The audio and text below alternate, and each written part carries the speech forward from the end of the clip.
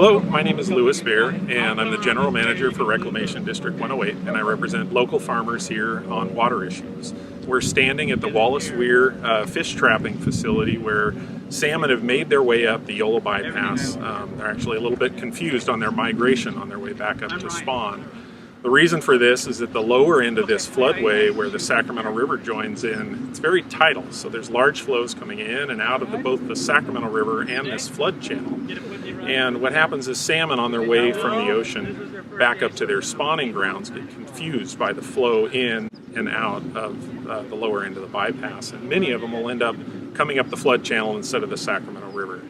When they reach the upper end of this Yolo bypass, there isn't a way for them to swim back up into the Sacramento River during low flood flows or where there isn't flood flows. And so the only water that's coming in is actually coming in from farm ground or the watershed on the west side of the Sacramento Valley. If the fish swim up into that channel, there's no way for them to re-enter the Sacramento River and actually spawn, so they're lost to the spawning. And many of these, or a couple of these salmon runs, are actually on the endangered species list.